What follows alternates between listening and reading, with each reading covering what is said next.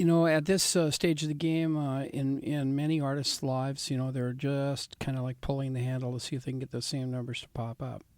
And I think Dylan was right, when he said that he was not busy being born, as busy dying. I think that's key, sort of almost Buddhist central stuff, And I felt that this was, growth at a time when it was just perfect. When you almost die, you come back and you don't want to just do what you were doing. You want to, in some fashion, be more alive. And Neil tagged it probably the best. He called me up and he said, "Cross." I said, "Neil." He says, "Cross, very cool record, man." And I said, "Really? You like it?" He says, "Yeah, forward motion, man. Really like it." He says, "Cross?" I said, "Yeah." He says, "Leave a wake, Cross." Because he knows I'm a sailor. And if you leave a wake, you're moving forward. And that's basically the deal. I think it's one of the things I've always admired most about him is that, right, wrong, or indifferent, he continues to grow. And I think that's always been something I've wanted to do and continue to do. Jeff I've known for about 6 years. He comes by way of bands like Ray Charles and Ricky Lee Jones and Joe Cocker, and he's a master journeyman guitar player. He's just as good as it gets. And who knows whether he's the best or not. At a certain point, it's like Clapton, Hendrix, who's best, come on. It's jelly beans and oranges there. But he's my favorite, let's put it that way, in the world. And I heard him playing with Mark Cohen. As a matter of fact, he was just doing a sound check of his gear, and I heard him from like a block away and walked all the way over to the stage and onto the stage to find out who it was making that sound. And he just drew me like a magnet. He and I had an immediate chemistry the minute we played anything. And he's a wonderful guy. He's my really good friend. And James, who is the other member of the group, James is my son. And James did not know he was my son, and became a musician and had been a musician for about 20 years when he found out that he was my son. And when I met him, which was shortly after I had gone through this thing of nearly dying, he was such an impressive young guy. He's very compassionate, very understanding, very kind, very centered up, brilliant, funny, immensely creative kid. And he's 3 times as good as I am. Nash says 4. He's wonderful. And we became instant friends, and then realized that we could write together very quickly, and then very quickly after that found out we could play together and sing together, and that when we did sing together there was an inevitable blend that's pretty startling. And I said, obviously somebody wants me to make some more music in another form here, because I have recognized a couple of chemistries before. I knew the Byrds was a chemistry when first Roger and Gene and I started singing together. I said, "Oh yeah, this is something worth doing." And I knew it when I heard Crosby, Stills and Nash. I knew it the minute that I sang actually with Nash, but I knew it when I sang with Stephen. But I knew when the three of us sang, this is a chemistry, and I know it about this. This is a chemistry worth pursuing. This is something special. James's wife gave birth to their first child like the day after he met me. So he became a father and met his father in 24 hours, which is ridiculous. And in the same year, I gained 2 sons, a new liver, and a grandchild, which is, I think, a record, probably, you know. Most importantly of all, though, he and I are very close. And in a way, more like brothers than father and son, because we're both have 3-year-old kids. And we're, you know, sort of brothers in arms musically. The power of the writing chemistry. My favorite song on there, At the Edge. I had that set of words in another form, just kicking around. And James had some changes kicking around. And we reformatted the words and reformatted the changes and blended them together and invented some other parts and made a song out of it in about 25 minutes. And it's probably the best thing on the record. If you almost die and then have a baby in the same period of time, and my wife was pregnant, you know, very pregnant with Django while I was lying there dying.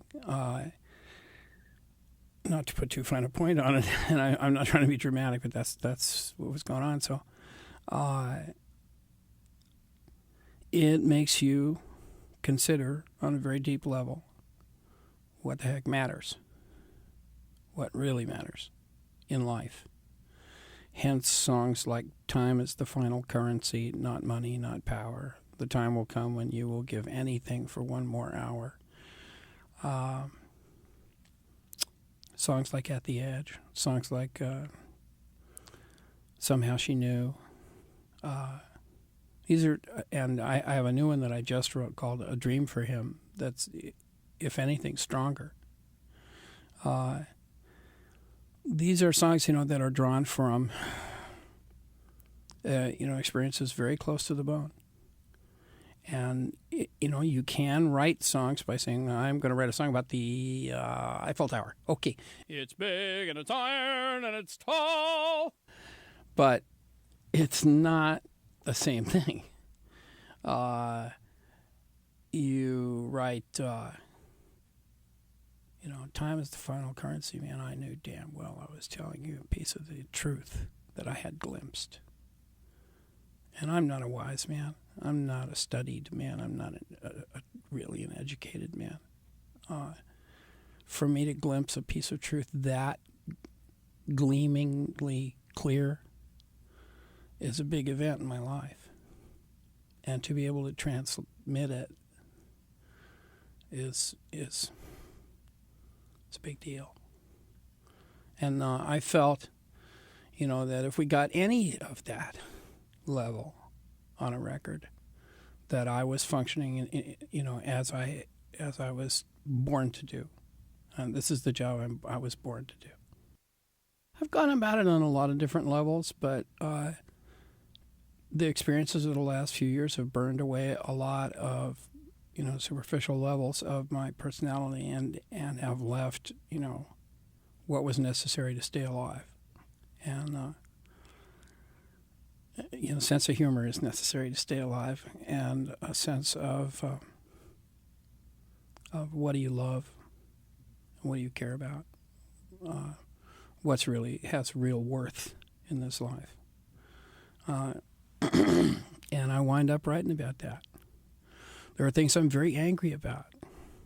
I wind up writing about those. The newest song that I've got, this song, A Dream for Him,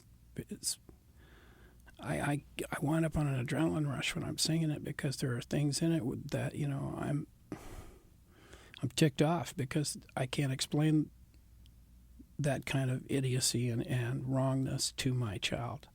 And I'm faced with a world that I'm compelled not to lie to my child deeply. And yet I'm faced with a world that has many things in it that are irreconcilable with sense or decency or honor or, you know, all of the very things that I want to inculcate in him, and that I want to bring forth in him and encourage in him. It was a very difficult situation for every single parent in the world. Yeah, I was at that rally against cancer, the March Against Cancer in Washington, and it was an honor. It was a wonderful cross-section of people there, and I was sitting next to General Norman Schwarzkopf and Bob Dole and Aretha Franklin. I mean, that's a cross-section. And a couple of other senators and some, Sam Donaldson and Cokie Robertson, these, incredible people that are heroes of mine. And that I have great respect for, even though, Bob Dole, I may never agree about anything in politics. I have respect for the man. He's a decent man and a good citizen. And it was an amazing experience. Another artist who shall remain nameless, but he just cut off all his hair recently, was supposed to be the closing act there, their big anchor, their star. And he had a tummy ache, and Idams didn't show. So, not to be too snide, Nash and I covered for it. And General Schwarzkopf got up at the dinner afterwards and made a speech about, that there were all kinds of people in the entertainment industry, and there was one kind, and here's another kind. These two guys are stand-up guys. Made me feel fantastic. But the truth is, doing that kind of stuff, benefits, I probably do 30 of them a year or something, and there are people who do many more. Jackson and Bonnie both do many more. Nash, Jackson, and Bonnie and I are the usual suspects, but they do more, and they are their own reward. Just doing them makes you feel better than getting paid ever did, or probably ever will. And they've become such an important part of my life that I wound up wanting to write a book about it. And I am writing a book about it called Stand and Be Counted. It's about musicians and activism. And I was talking to Whoopi about it, who was a friend, and she said, well, yeah, I'll do it, but you have to get a camera, you fool. You got to make a documentary out of this. It has to be on TV. So I spent a long time trying to get that to happen. It's very difficult. No car chases, nothing blows up, nobody takes their clothes off. It's like, I'm sorry. And finally found the money to make it. So now it's a book and a documentary, and that's quite a thing. That's a fascinating deal. We're starting, although we could start it much earlier, we're starting around Woody Guthrie and Pete Seeger and moving up through the Civil Rights Movement, the Vietnam War, the anti-nuke stuff, the Live Aid, Farm Aid, Amnesty Tour. I think the most recent thing we did was this March. Before that, it was the just up the hill on the steps of the Capitol, we did the Tibetan Freedom Rally. Interviewed some of the young bands, Michael Stipe and Adam Yauch and Sean Lennon, and some young bands, some young people. But it's a pervading ethic, and I think there's a thing in human beings, and particularly in artists, in many artists, that makes them want to give something to other people and want to make better the human condition, and in particular stick up for what they believe in. And I think human beings get very shiny when they do that. I like that. I want to celebrate that. I want to chronicle that. I want to encourage that, perpetuate that. And so it's a project very near and dear to my heart, as you can imagine, and it's turning out very well. We're getting incredible paid and unbelievable interviews from people. Unbelievable one from Seeger, unbelievable one from Belafonte, great ones from Sting and Elton and Bonnie and Jackson and Indigo Girls and Melissa Etheridge and Neil and Willie Nelson and Reverend Jesse Jackson and Aretha and Whoopi and Robin, and just amazing people. And this is something very close to their hearts. And these are immensely articulate people. So we're getting pay dirt on a very heavy level. Somebody told me, gee, there's no music programs in the grade schools in this valley. All the funding was cut from the state level. And I said, well, that stinks. So they got sports programs? And they said, yeah, kind of. And I thought about it, and I remembered, that sports and music were where all the fun was. And that's where I first played. I played clarinet in a school band. That's the first instrument I ever picked up. That's the first instrument any of us ever picked up, was playing in a school band. I mean, I know that. Everybody, it's your first deal, Wood block in second grade, tambourine in third grade, an ocarina in fourth grade, So we did a couple of benefits, me and Michael McDonald and Christopher Cross, and, well, I say me, I mean CPR. And it was just fun. It was a local, it's almost like family enterprise. My wife and I helped put it together, and just start in your own backyard. You don't have to walk 50 yards before you'll see something that needs help anywhere in this country. I think, in essence, truthfully, you can't go backwards. I think you can't recreate anything. I think you can create something new. And even if you try to recreate something that happened before, what will happen is you will make something new anyway, because that's the nature of entropy and that's the nature of the world. I think when they tried to recreate Woodstock, the last time they tried to recreate it, it was a media zoo. It was, corporate Woodstock. 94. It was just a joke. Some good music got played anyway, because music will transcend that kind of stuff. It's immensely powerful magic. But I think 30th anniversaries of anything is all, sort of, not really the way to look at it.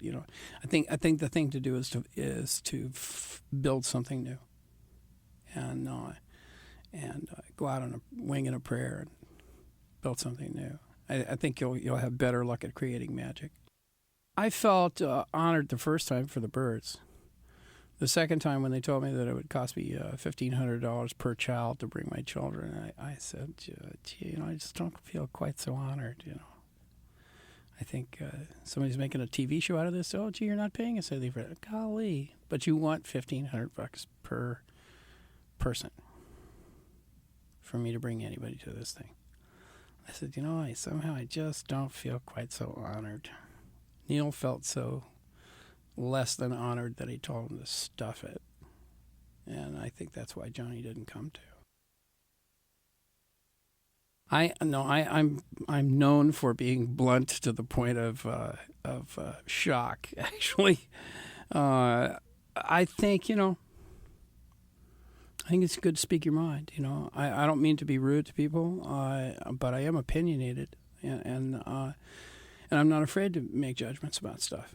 I think you can't exist intellectually really very strongly if you're not willing to. And I'll stand by them, and I'll make mistakes. And I'll apologize for those and learn from them. But at the same time, you have to be able to move forward, and you have to be able to have, opinions and judgments, I think. And I try to, keep them informed. I try not to just shoot from the hip. But no, I once wrote a song called "The World's Most Opinionated Man." It's true. This, I think, actually has spawned a brand new chemistry, because although you can catch my thread in there, and I'm singing lead on most of this stuff, you'll hear that it isn't like anything I've done before. It's more piano-based than it is acoustic guitar-based. The lead playing is completely different from anything on any other record I've ever done. The harmonies are dense in the sense of Crosby, Stills, and Nash dense, but even less parallel and even more unusual than recent Crosby, Stills, and Nash stuff. And I'm immensely proud of it, man. We cut it in 20 days at Jackson Studio in Santa Monica. And we didn't have time to go back and worry whether we, could, fool around with getting this particular note, a fraction of a second sooner or something. Many, not just one or two, but many of those takes are a live vocal with a live track, and the only overdubs on it are the harmonies. Live vocal, live lead, live bass, live drums, live keyboards, all one time. And they sound like it. You should hear this band live. Let's talk about that. Live, we've already blown that record's doors off. You toured as just a trio? Yeah, no, we toured as just a trio first. This summer we toured with an unbelievable drummer named Stephen DeStanislow, friend of James's, and an unbelievable bass player named Andrew Ford, also a friend of James's. Young guys, master players. And the band could stretch. We would take Deja Vu and turn it into like a 15-minute trip where you would sort of like want to wander around going, the colors, everything's melting. Are you asking, do they kick my ass every night? Yes. Yeah. Yeah, they do. They push me like crazy, and it's made me sing over my head. I've been singing some of, humble little devil that I am. I've been singing some of the best I ever have. At least my friends tell me that. It's cool at this age. I'm old and dirt, man. And to be, doing stuff that's brand new music and be really excited about it is just scrumptious. Overall, I don't really look back on my stuff that much, man. People ask me that a lot. They say, gee, which is your favorite song? And it's kind of like asking me, which is my favorite child? I don't know. I don't. Again, the experience that I've been through, from going to prison and kicking onwards to the nearly dying and the having the new child born and finding James and playing this new music, has made me focus intently on today and tomorrow, right now, here, right here in this room. I am right here in this room talking to you. I'm not thinking about an hour from now, and I'm definitely not thinking about Woodstock at all. And I like it that way. For me, it works. I'm not trying to say that's what everybody else should do, but for me, it's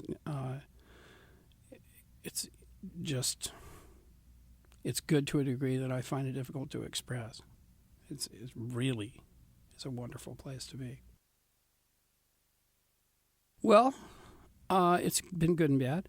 I have made a great number of really egregious mistakes in my life, and been a complete idiot at times. And that's very difficult to do in front of the entire world. It's very difficult to admit to yourself in front of the entire world that you have made a complete fool out of yourself. It's even harder to admit that you've hurt other people. You have to remember that alcoholics and addicts don't exist in a vacuum. The day that People magazine came out and said on the cover how rocker David Crosby destroyed his life with cocaine, big letters, my 10-year-old daughter had to go to school the next day. Her name's Crosby, too. That isn't cool. Kids can be very unkind. So I've had a lot of stuff where living in the public eye can be very painful. But at the same time, man, people come up to me and say, geez, I don't want to disturb you, but, that song, Page 43, we conceived our first child to that song. And it means so much to me. The reason I bought a sailboat is because wooden ships transported me. I don't want to bug you, but if I hadn't had, your first Crosby, Stills Nash record to listen to when I was in the Nam, I wouldn't have made it back. Kept my spirits up times when nothing else did. Well, you got to live on that stuff, man. That really makes you feel like you have a purpose. I know this is what I was born to do, but there are times, when it comes back to you in the most astoundingly rewarding ways, and that's probably it. When you've touched somebody's life or expressed something that really meant something to them. We went back to Kent State not long ago, and to the site, where those guardsmen murdered those 4 kids. And the looks on the faces of parents and people, there, students, people who were there when it happened, parents of kids that it happened to. When we stood there and sang Ohio. I got a great job. I have a great thing to do in life. And if I have to do it in public, then I have to do it in public. It requires a certain degree of honesty. That's not a bad thing.